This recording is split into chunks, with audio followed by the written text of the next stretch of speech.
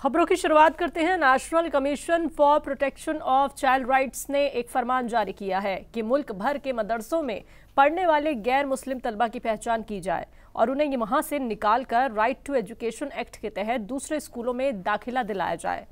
मदरसों में गैर मुस्लिम बच्चों के सर्वे की मांग के बाद Uttar Pradesh national child protection commission हरकत में आया है। कमीशन ने मदरसों में पढ़ने वाले गैर मुस्लिम बच्चों की पढ़ाई हालात और वो वहां कैसे आए इस पर एक खत जारी किया है। इस खत में मदरसों में पढ़ने वाले हिंदू बच्चों को हटाने की बात कही गई है। उन बच्चों को राइट टू एजुकेशन के तहत एडमिशन दिया जाएगा। फ्राइडे को जब हमारा मदरसा बंद रहता है तो शासन और प्रशासन खुला रहता है। और जब हमारा संडे को मदरसा खुलता है तब वो बंद रहता है। तो आपस में तालमेल मदरसे के बच्चों का और शासन प्रशासन का नहीं है। और एक ही घर में बच्चा जो है बेसिक शिक्षा में पढ़ता है और एक ही बच्चा मदरसे में पढ़ता है, तो दोनों अलग अलग छुट्टियां कैसे हो सकती हैं। आज मदरसा में ड्रेस कोड आया क्योंकि अब हम एक प्लेटफॉर्म दे रहे हैं आदरणीय मोदी जी के नेतृत्व में देश के मदरसों को और उत्तर प्रदेश में आदरणीय योगी जी के नेतृत्व में, ताकि ये मुंशी, मौलिम, आमिल, कामिल, फाजिल ये डिग्री लेकर ये डॉक्टर, इंजीनियर, आईएएस, आईपीएस नहीं बन सकते हैं। इनको भी आईआईएम में जाना चाहिए, आईआईटी में जाना चाहिए। इन बच्चों के लिए एक प्लेटफॉर्म दे रहे हैं। उनके अंदर कैसे फील आएगी जब वो ड्रेस कोड पहनकर जाएंगे और स्कूलों की तरह उनकी भी ड्रेस कोड होगी, तो वो बच्चे कुछ बनने की चाह लेकर निकलेंगे घर से। वरना उनको आप सीधा एक मुसलमान की ड्रेस पहनाकर भेज देते हैं और ये हमारी ड्रेस नहीं है। वहीं इस मामले पर लखनऊ में यूपी मदरसा बोर्ड के चेयरमैन डॉक्टर इफ्तिखार अहमद जावेद का बयान भी सामने आया है। क्या कुछ कहा उन्होंने, आइए आपको सुनवाते हैं। मीडिया के जरिए से राष्ट्रीय बाल संरक्षण आयोग के पत्र संज्ञान में आया है और आज अखबारों में भी इस तरह खबरें छपी हैं कि मदरसों में पढ़ने वाले गैर मुस्लिम छात्रों को वहां से हटा करके किसी और स्कूल में दाखिला कराया जाए। मैं साफ शब्दों में कहना चाहूँगा, माननीय मुख्यमंत्री जी के नेतृत्व में हम सब मदरसों के अंदर NCERT सिलेबस के तहत बच्चों को 1 से 8 तक शिक्षा दे रहे हैं। केवल धार्मिक शिक्षा नहीं दी जा रही है, उनको देश का जो मॉडर्न एजुकेशन है वो दिया जा रहा है।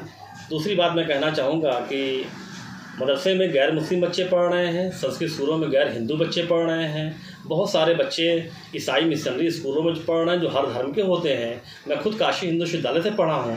तो राष्ट्रीय बाल संरक्षण आयोग की अध्यक्षा से मैं निवेदन करूँगा कि वो एक बार पुनः विचार करें और इस तरह के पत्र से एक समाज में अजीब सी सोच पैदा होगी और माननीय प्रधानमंत्री जी का मार्गदर्शन, माननीय मुख्यमंत्री जी के नेतृत्व में जो हम सब सबका साथ, सबका विकास, सबका विश्वास की भावना से काम कर रहे हैं, इसमें कहीं न कहीं दुश्वारी पैदा होगी। दिल्ली मेयर चुनाव से पहले सदन में हुए हंगामे के बाद आज आम आदमी पार्टी ने एहतजाजी मुजाहिरा किया। आम आदमी पार्टी के तमाम निगम पार्षद, विधायक और बड़ी तादाद में कारकुनान LG हाउस पहुंचे और दिल्ली के LG विनय सक्सेना के खिलाफ एहतजाजी मुजाहिरा किया। आम आदमी पार्टी का ये कहना है कि दिल्ली के LG मनमानी कर रहे हैं। आम आदमी पार्टी ने इस बात पर एतराज जताया है कि सदन में नॉमिनेटेड सदस्यों को इलेक्टेड पार्षदों से पहले शपथ क्यों दिलाई गई। इस बात को लेकर कल सदन में आम आदमी पार्टी और बीजेपी के बीच झड़प हुई थी। इसी ज़िम्न में आज आम आदमी पार्टी लीडरान ने दिल्ली LG के खिलाफ पुरअमन एहतजाज दर्ज कराया। देखिए, हमारे पास संख्या पूरी है, चाहे वो मेयर का चुनाव हो या डिप्टी मेयर का हो या स्टैंडिंग कमेटी का हो।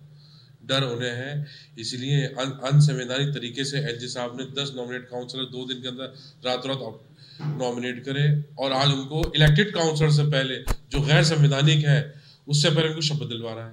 पहले आप संविधान उठा लीजिए, MCD के एक्ट उठा लीजिए, उसके अंदर क्लियर कट लिखा हुआ है पहले इलेक्टेड काउंसलर की इलेक्टेड काउंसलर की शपथ होगी, उसके बाद नॉमिनेटेड की होगी।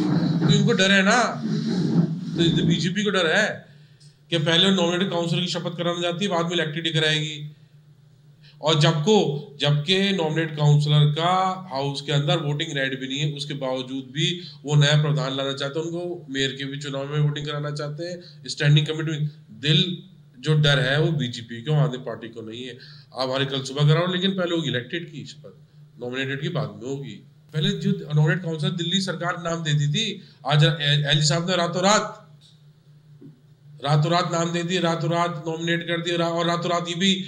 और हमारे जो मुकेश गोयल आम आदमी पार्टी के सबसे दिल्ली के सबसे सीनियर मोस्ट काउंसलर है, उनको ही सारा पूरा हाउस और हमारे जो नेता सदन भी वही रहेंगे, उन्हीं को ही सारा प्रोग्राम आज का चलाना था। उन्होंने बीजेपी की पार्षदा को जो अपॉइंट कर दिया, ये LG साहब चलाएंगे हाउस। दिल्ली की जनता ने हमें वोट दिया है, हम इलेक्टेड काउंसलर हैं, दिल्ली की MCD हम चलाएंगे, ना कि LG साहब।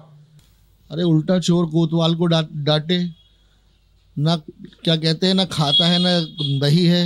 जो एलजी साहब कहें वो सही है या जो कमिश्नर कराए वो सही है।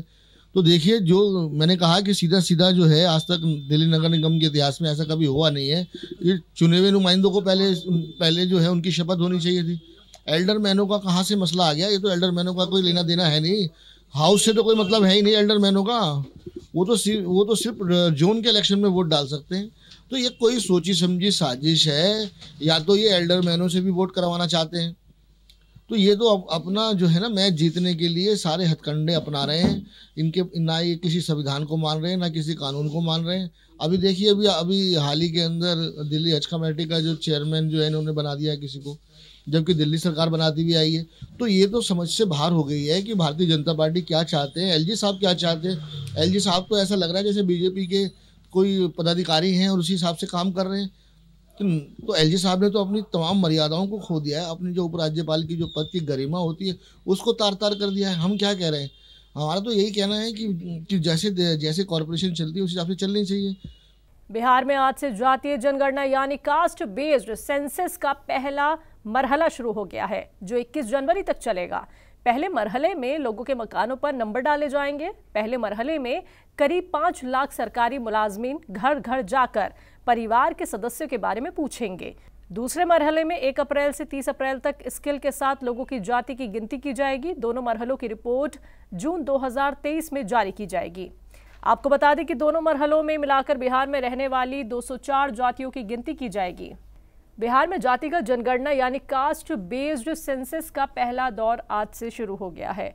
वहीं से लेकर बिहार में पोजीशन लीडर विजय सिन्हा ने बिहार सरकार पर निशाना साधा है। मुख्यमंत्री जी, हम भारत के अमृत महोत्सव 75 साल का सफर तय कर चुके हैं।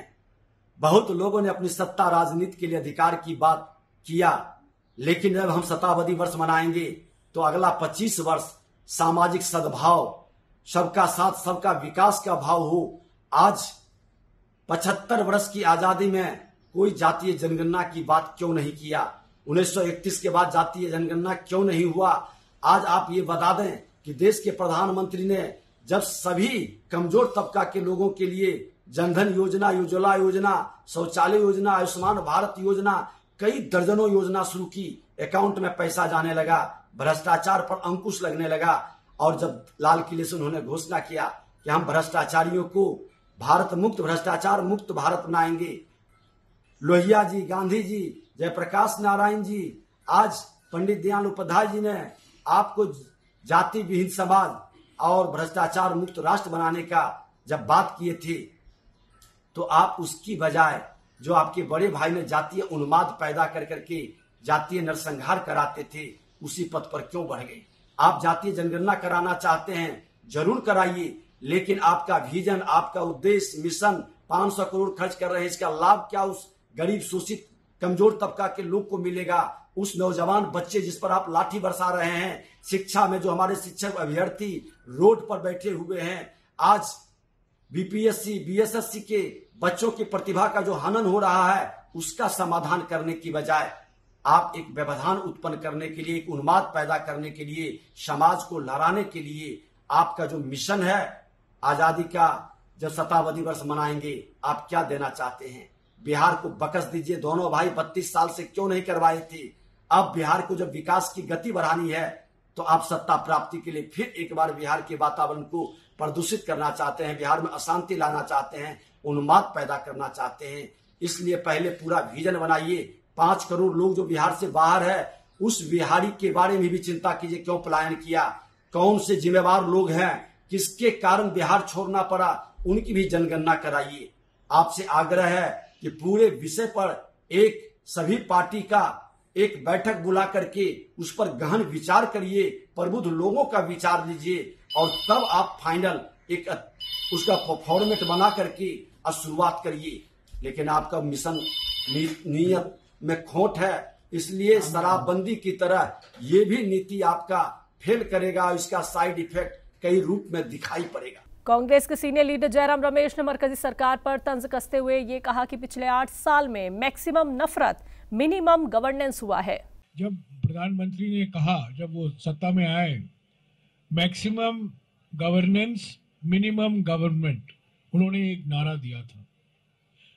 पिछले 8 साल में मैक्सिमम नफरत मिनिमम गवर्नेंस हुआ है, मैक्सिमम पोलराइजेशन हुआ है, मैक्सिमम ध्रुवीकरण हुआ है, धर्म के नाम पर, जाति के नाम पर, भाषा के नाम पर, प्रांत के नाम पर।